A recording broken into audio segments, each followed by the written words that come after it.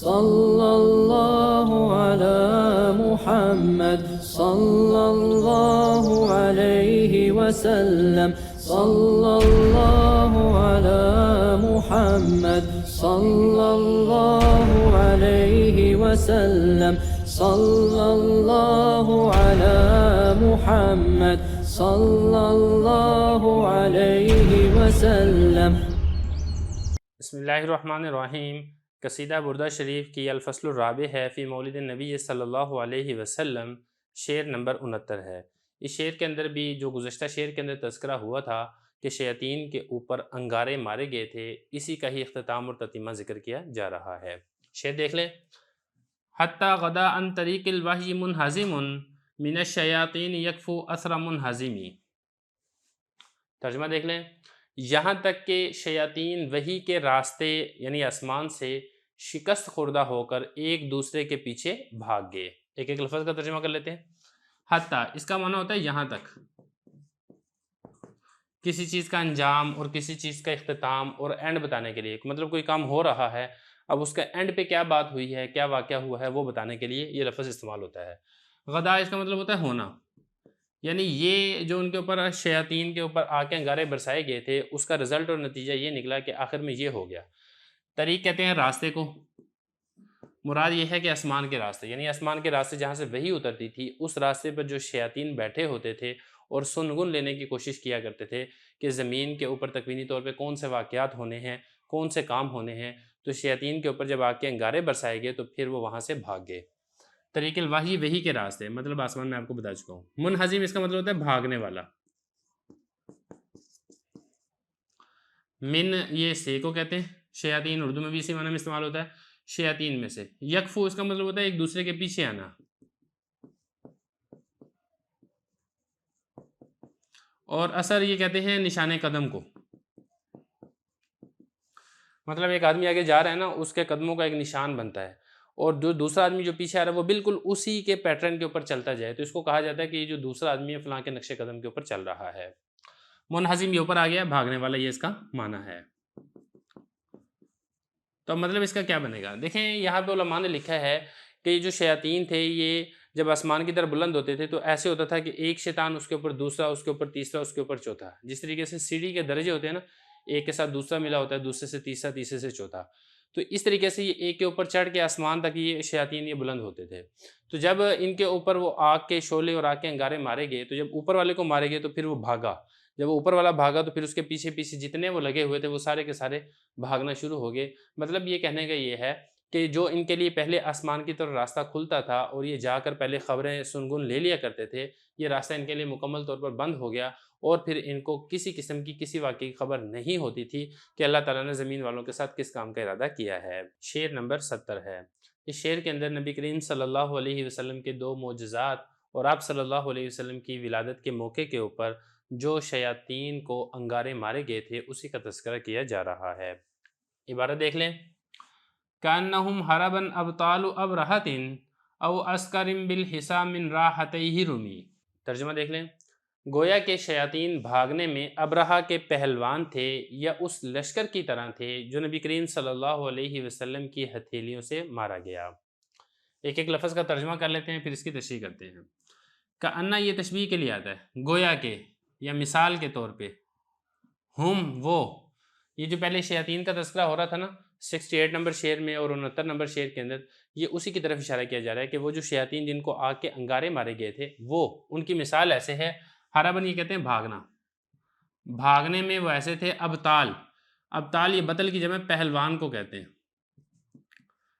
ابرہہ، ابرہہ جو بادشاہ تھا اس بادشاہ کے جو پہلوان تھے بالکل جیسے وہ بھاگ رہے تھے، یہ جو شیاطین تھے آسمان سے بھاگنے میں یہ بالکل اسی کی مثل تھے۔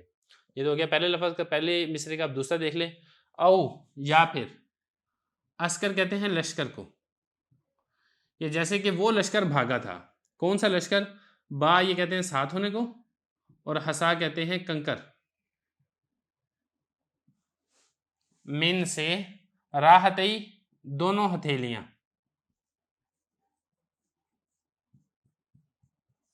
ہی آپ صلی اللہ علیہ وسلم کی، رم مارا گیا یا پھینکا گیا۔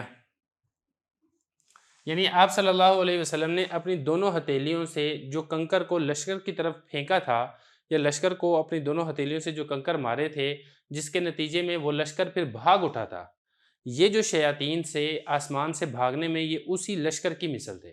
اب یہاں پہ سمجھنے والی باتیں ہیں دو تین۔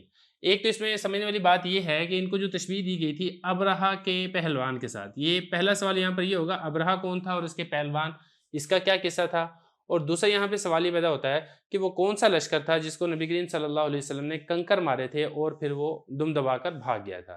تو اس لیے مناسب ہے یہاں پر ہم ان دونوں کی بھی تھوڑی سی تشریح کر دیں تاکہ اس شعر کو سمجھنا صحیح طریقے سے ممکن ہو سکے۔ دیکھیں اس میں جو پہلا واقعہ ہے وہ ہے ابرہہ کے لشکر کا، اس کو تھوڑا سا سمجھ لیں۔ نجاشی جو کہ حبشہ کا بادشاہ تھا، اس کی طرف سے یمن کا حاکم یعنی جو گورنر تھا وہ ابرہہ نامی ایک شخص تھا۔ اس نے یمن کے اندر ایک شاندار کنیسہ بنانے کا ارادہ کیا جس کی نظیر دنیا کے اندر کوئی نہیں تھی، اور اس ابرہہ کا ارادہ یہ تھا کہ جو لوگ حج کرنے کے لیے مکہ مکرمہ جاتے ہیں وہ مکہ مکرمہ نہ جائیں بلکہ میرے بنائے ہوئے کنیسہ میں آنے لگیں۔ تو اس نے ایک عالی شان اور اونچا کنیسہ تعمیر کیا کہ اگر نیچے کھڑا ہوا آدمی اس کی بلندی کے اوپر نظر ڈالنا چاہتا تو نظر نہیں ڈال سکتا تھا۔ پھر اس کو سونے جواہرات کے ساتھ اس کو مرصع کیا اور پوری مملکت کے اندر اعلان کر دیا کہ یمن سے اب کوئی شخص حج کرنے کے لیے کعبہ نہ جائے بلکہ اس کنیسہ کے اندر ہی عبادت کرے۔ تو اس اعلان کے بعد پھر دو واقعات پیش آئے۔ ایک واقعے کے مطابق بنو کنانا کے ایک شخص نے رات کے وقت اس کنیسہ کے اندر پخانہ کر دیا اور اس کو گندگی سے آلودہ کر دیا، جبکہ ایک دوسری روایت کے مطابق عرب کے ایک مسافر قبیلے نے کنیسے کے قریب اپنی ضرورت کے لیے آگ جلائی اور ہوا کی وجہ سے وہ جو آگ تھی کنیسے کو لگ گئی اور اسے سخت نقصان پہنچ گیا، اور بعض کا کہنا یہ ہے کہ جو پورا جو اس نے کنیسہ بنایا تھا یہ جل کر خاک ہو گیا۔ تو بہرحال ابرہہ کو بہت سخت غصہ آیا اس بات کے اوپر، اور اس نے پھر تہیہ کیا کہ میں ایک پورا لشکر لے کر جاؤں گا اور لشکر لے جا کے میں نعوذ باللہ جو خانہ کعبہ ہے مکہ مکرمہ میں اس کو میں گرا دوں گا۔ تو اس نے ایک لشکر تیار کیا اور لشکر لے جا کر پھر یہ خانہ کعبہ کے گرانے کے لیے گیا ہے۔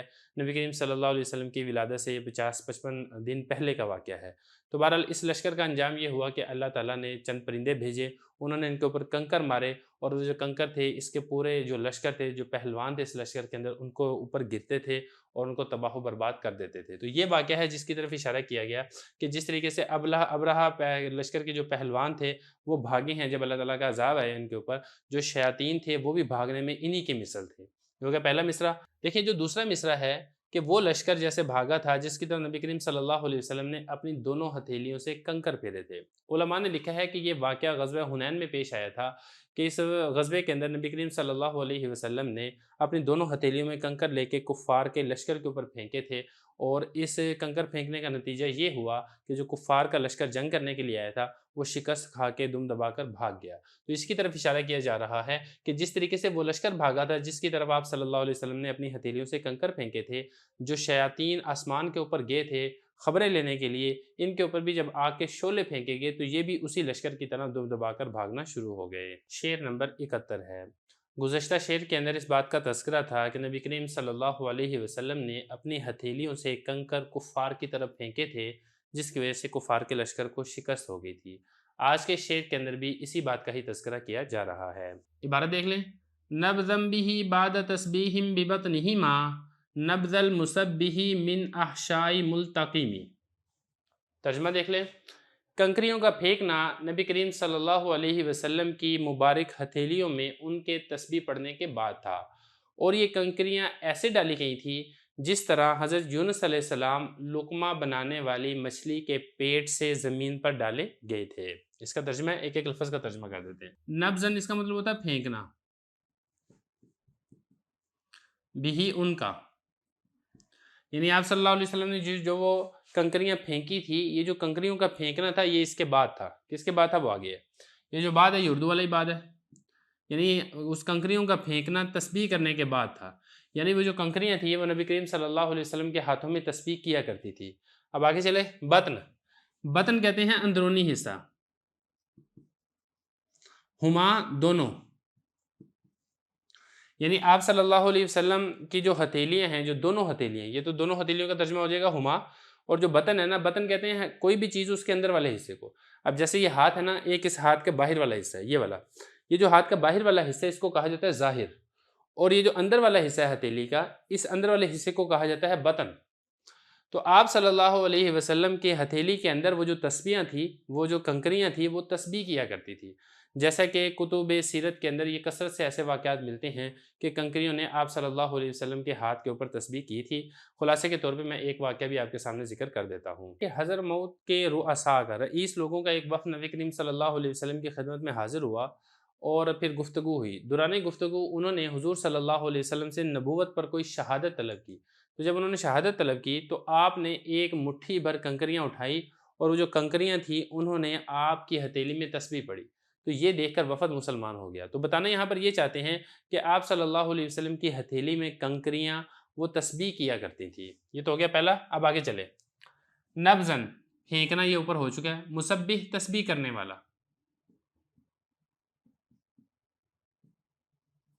یعنی وہ جو کنکریاں تھیں آپ صلی اللہ علیہ وسلم نے جن کو پھینکا تھا وہ تسبیح کرنے والی کنکریاں تھیں۔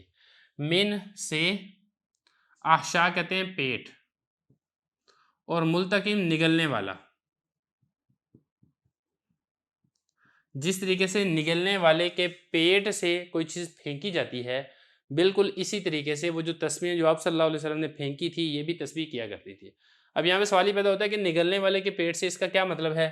دیکھیں اس میں مشہور واقعے کی طرف اشارہ ہے کہ حضرت یونس علیہ السلام کو مچھلی نے اپنے پیٹ کے اندر نگل لیا تھا، اور نگلنے کے بعد پھر وہ سمندر کے اندر چلی گئی تھی، اور پھر کچھ عرصے بعد حضرت یونس علیہ السلام کو اپنے پیٹ سے باہر اگل دیا تھا۔ تو یہ اسی کی طرف اشارہ کیا جا رہا ہے۔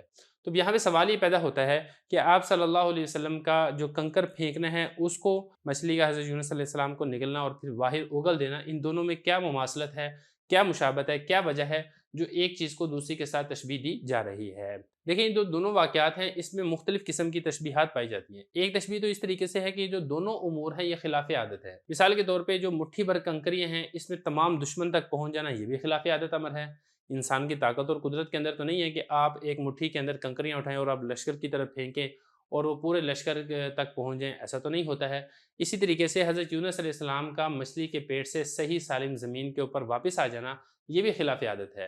تو ایک خلاف عادت واقعے کو دوسرے خلاف عادت واقعے کے ساتھ تشبیہ دی گئی ہے۔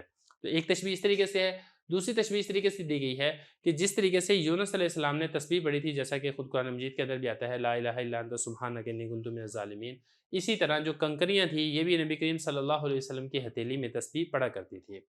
ایک تیسری تشبیہ بھی ذکر کی جاتی ہے، ایک تیسری تشبیہ بھی ہے کہ دونوں واقعات میں ڈالنے کی وجہ وہ نجات ہے۔ یونس علیہ السلام کو جو مچھلی نے باہر اگل دیا تھا تو پھر اس میں یونس علیہ السلام کی بھی نجات تھی، اور پھر یونس علیہ السلام کی برکت سے ان کی پوری قوم کو نجات حاصل ہوئی تھی۔